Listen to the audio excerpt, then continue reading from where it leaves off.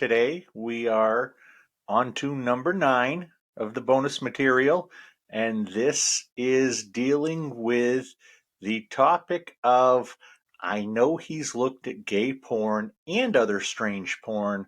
Does that mean he's gay or have a problem? Um, this is something that I get all the time in my coaching. I don't know about you. Yeah. What's your deeper experience than Yeah. So beyond? so I'm working with people that are coming into therapy and they're saying, I think I may have same-sex attraction or struggling with my sexuality, but they were in heterosexual marriages. So we call that a mixed orientation marriage. And the rate of divorce is even much higher than the regular rate of divorce because somebody has most likely gotten into a marriage hoping that that would get rid of their homosexual traits, tendencies, or them feeling Yep. them being gay. But then at some point they realize they are gay, and then they're coming in saying, okay, either now what do I do? Because I'm married, I have kids, but my religious community forbids this or whatever that looks like. So I feel like, and I don't know why I'm trying to be delicate. I think we've done a nice job in these bonus episodes of being very real. So I use a lot of humor. So this is where, that concept where people talk about gaydar, or where at this Hmm. point in my practice, I think I'd worked with well over 100 men that came in and were struggling with, okay, what do I do now that I am admitting or recognizing that I am gay, but I'm in this marriage. So I felt like my gaydar is kind of spot on. So this couple comes in, and I immediately make the judgment that I thought, oh, I know what they're coming in for. This guy just seems to present very, very flamboyant, very homosexual, traits and tendencies as per stereotypes that we learn on TV. So I'll be honest about that, right? Hmm. And so then they get through the first couple session, and even the guy saying things like, yeah, he's like, oh, you know me, and you know how men are, just always trying to fix things. But I felt like he's trying to sell me on the fact that that's the way that he shows up in the relationship. And at that time, when I was doing couples therapy, I would see the couple, and then I would see individual, and then we would get together as a couple again. So I see the couple, and I'm waiting for them to say, and he's struggling with his sexuality, or he's gay, and what do we do? Never came up. So then I get the wife in for the next session, and I'm thinking, okay, here's where she will then share with me, and he's gay and he didn't want to bring it up, and that's really what we're talking about. But we get almost to the end of the session, and I can't lie, I'm sitting there waiting for it to come out, trying to circle around it, giving this opportunity to breathe. And then she says, you know what, I do want to mention one thing. And I think, here we go. And then she said, and I don't think he'll be happy about this, and I think this is exactly what we're about to talk about. And she said, he has struggled with pornography addiction. He's looked at porn. And I thought, oh, okay. And then she said, but he has told me he only looks at gay porn because he respects women too much. Oh, that's sweet. Right. And so that's the one where, the joke side of me, when I shared this in a therapeutic processing group with other therapists one time, is I almost felt like I wanted to make this such a moment that I wanted to say, hang on, let me get a drink of water so I can do the spit take, but this is this woman's, I mean, I could tell at this moment she's wanting to know, is that normal? And so finally, I think maybe she could tell on my face, and she said, is he gay? And I just said, I mean, that I typically, when somebody looks at copious amounts of gay pornography, it's because that is, they are gay, and that's their outlet, especially if they're in a marriage where they feel like, okay, I'm not going to live an authentic lifestyle for myself, so I'm going to look at gay porn. So I only say that story because then I get him in there, and then he's about 15, 20 minutes into the session. Finally, then he says, hey, my wife told me that she told you about my pornography problem. And then I just said, yeah, here's what she said. And then he just then said, okay, I got to be honest, I'm gay. And then he went on and told about a whole lot of having closeted his whole life, and that sort of thing. So that was interesting. So then I have a woman on my podcast probably a year or two later, and she has a podcast called Husband in Law. And she had, her husband had opened up about being gay, but they said they're going to make their marriage work. But then that worked for about a year or two. Then he had an affair with a guy, and then he left for a little while. Then they said, no, let's make it work again. But then she mentioned, just kind of offhand, she said, he had always had a pornography issue, but he had told me that he only looked at gay porn because he respected women. So there was that phrase again.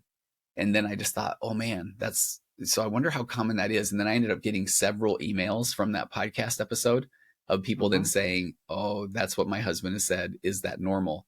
And so then I come to know sense that that's, that is a kind of a narrative that is out there. So there's what I couldn't wait to talk about, where then in my experience in particular, those situations have so far played out every time. I'm not a big all or nothing guy, that the guy is gay. And then it's a matter of helping him be more authentic and true to himself.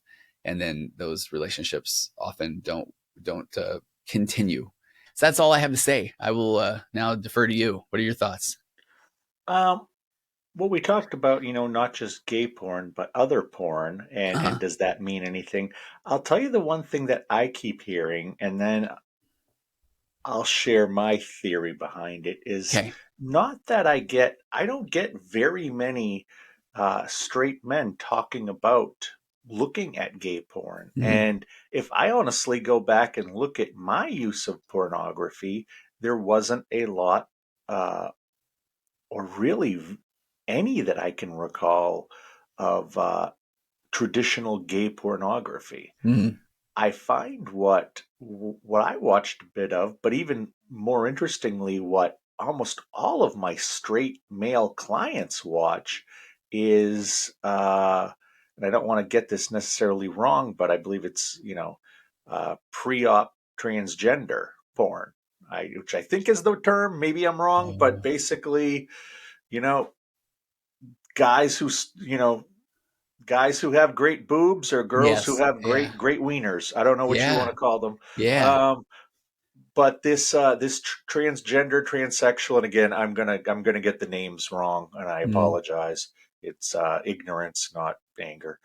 I find that just about everybody who I have as a male client has watched this kind of pornography and has Yeah. spent time with this kind of pornography.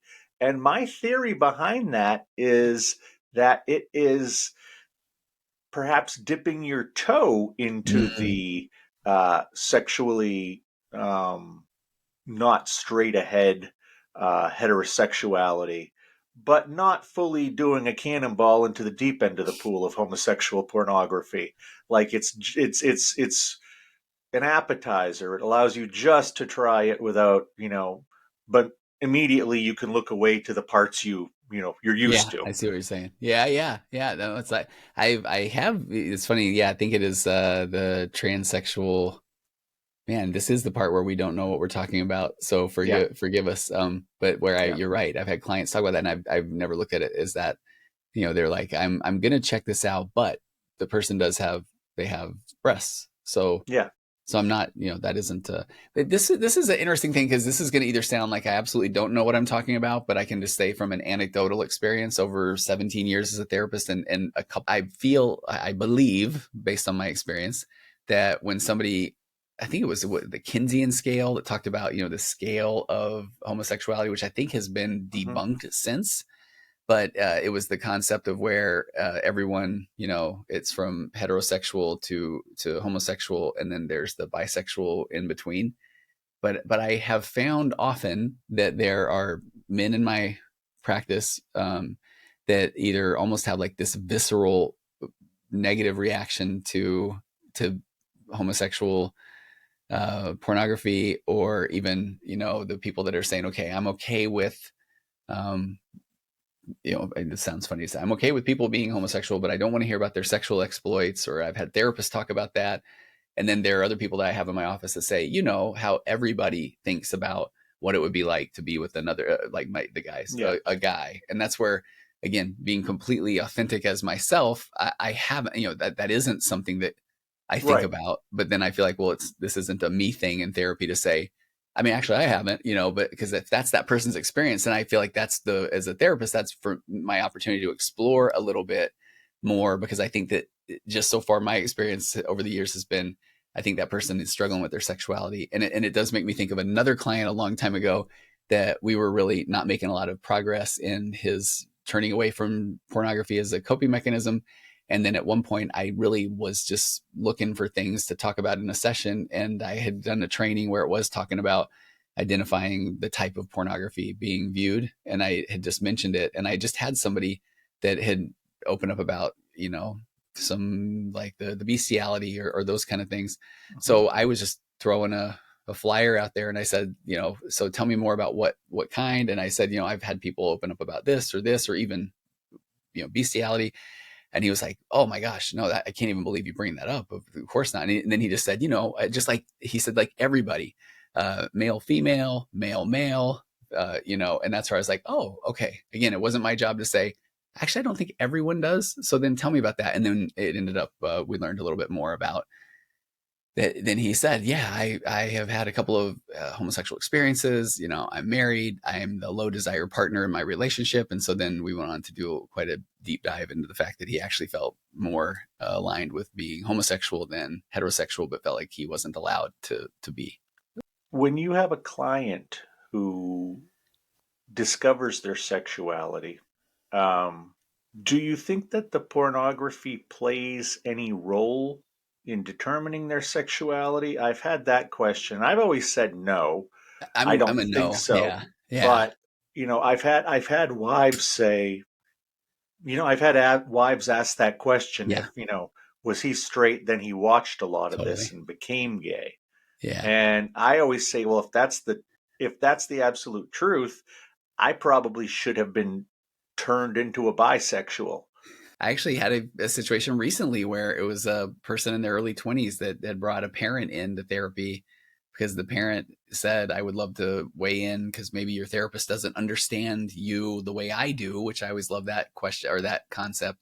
And then the mother, then let me know that, yeah, it was because of his viewing of gay pornography, and then that therefore that's what turned him gay. And at that moment, I look over at my client, and then at that point, he had just shut down because he realized it was. I mean, he was excited to have the parent in until then he realized that, oh yeah, this is my experience with my parent of them telling me how I feel and what I think, and now they're telling the therapist. There was no curiosity there. It was just the, hey, this is why he is, just so you know. So maybe you can help him not do it or not be. So I like the question. I don't think that's what turns someone gay. I've been accused myself in my local area of turning a couple of people gay, and it's because they come to me and then they have a safe place to talk, and then they feel like it's okay for them to be themselves, and so then they Hmm. start to explore their sexuality, and it can lead to the dissolution of their marriage. There are genres where adults are wearing diapers. Yeah, I don't know if that means that somebody wants to wear a diaper or they're just turned on by looking at it. There are people who yeah, play with food while they're, having sex, and there are people who like to watch that. I don't know if that necessarily means they want to play with their food.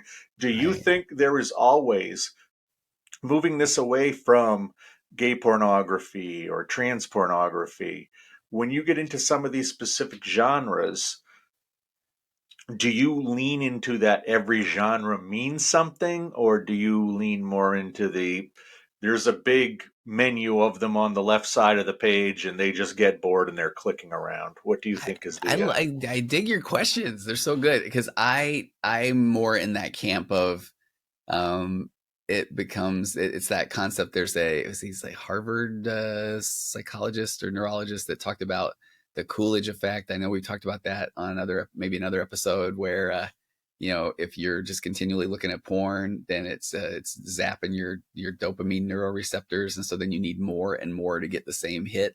So that's where I feel like people then start exploring around the different genres. But Mm-hmm. then, and so I would have forever just said that I feel like it's just that, oh, there are more things there, and now the person that has just been zombified, just mindlessly scrolling from video to video looking to get there's the dopamine hit, so they start looking at different things.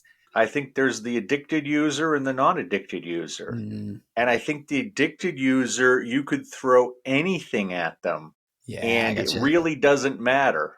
Yeah, Like I've said, I couldn't tell you what I looked at in the last few years of my porn use because it was just there to give me my hit and then I there you walked go. away. Yeah, I'm sure you've got a lot of clients who tell you it's almost maintenance. They don't even oh, want to look at the stuff, that it absolutely. just feels like they have to at this point. That's the Yeah, way I felt at the end. And I don't think it mattered if someone was in a diaper playing with food, or if there was a three-way going on, it didn't matter if it was two women and a man, or two men and a woman. Yeah. It was just there to get me my chemicals. So Yeah. I don't think the content really mattered in that case very much at all. Yeah. I think it was just a delivery for my dopamine. Um, but I wonder, and having never been in this group, as somebody who would be just a moderate porn user, or I don't want to say healthy porn user, but Yeah. somebody who is not an addicted porn user, I gotta think that you must like it somehow. There's 100 different channels on TV, and you end up picking something you like to watch. Yeah. Um, I've got to think that it's probably the same for the non-addicted user. I've never been the non-addicted user. I rarely ever talk to non-addicted users. Yeah. Um, I've got to think that it's there is something to why did you pick that genre out of the other 100 on there? And it Yeah. might not be because that's what you want to do. It might be morbid curiosity. It might Yeah. be other things, but there's something to it why you're making that choice out of the other 100 genres that are listed. Somebody is just scrolling along and then they find that, oh, this is a thing that they like, and then they're like, that means I must be this, or and maybe it's because of this versus the it I scrolled by it and I liked it, period, you know, because we still Yeah. want to make sense of things. But then the existential crisis that comes with that is he has this whole premise that we need to stop really almost like trying to process things or figure out things or ruminate or worry about things. But when we recognize that we did things or thought things, then now what do we do with those things? You know, where do we go next? I don't know if you have thoughts on that. Well, and does it always mean something? Exactly. Yeah, and that's kind of what he's talking about. He's like saying that certainty is where we feel like we have to derive meaning of everything versus some things just are or they just Yeah. happen. Yeah. Yeah. No, exactly. And for all that I watched in my life, now granted, like I said, as an addicted user, I don't think anything really had any kind of influence on me because I think I was using for an entirely different reason Yeah, it makes sense. than I wasn't using it as a surrogate for sex. I wasn't using it as an aid to help in sex. I was using it as a means by which to get dopamine. Yeah. The pornography was almost like the Ritz cracker and the dopamine was the cheese. You don't necessarily get a Ritz cracker just for a Ritz cracker. You get it because it's a delivery system, Yeah, it's like and for you put the stuff on top of it. And I yeah, think that the addiction is just the delivery system, and it's the so it makes dopamine and sense. the oxytocin. That's what you're putting on top of that Ritz cracker there. Hey, so maybe a nice way to end this one is on that Ritz cracker. Do you go with the squeezed cheese? Do you go with like a nice slice? What do you go with? I will go with both, Hmm. depending on what I feel like. Okay, so a very fancy restaurant where I was born in Tennessee. I only lived there a year or two, but we would go back and visit my grandparents, and there was a very fancy restaurant, which I mean a steak restaurant, but then they would bring crackers and butter, and they were saltines, and you buttered the saltine. I like your facial reaction there, and they were and I it was actually quite good, but it didn't. It was like cognitive dissonance in that it's this high class restaurant, and then they bring out the saltines and the butter. I was gonna say that's like bringing out saltines and peanut butter, and it's like that's like a 1:30 a.m. snack back when I used to smoke weed. Yeah, exactly. Which and then I just have to think that the maitre d in his tuxedo is opening the package delicately, not as to break the saltines as I would do when I would try to put peanut butter on them in my more hillbilly days, and then lay them out in the presentation of the deck of cards, like Like, all yes, I was stacked. gonna say slide it right out so you Exactly. can flip it and have it go back and forth. Yeah. Oh, if only, yeah, if only I'd have had the confidence to flip those saltines. That would have been, a real treat. It might Uh, all be different for you now. exactly. So, Josh, what a joy, what a pleasure. Yes, Time this was flies when fun. you're Now we have one more left. one more.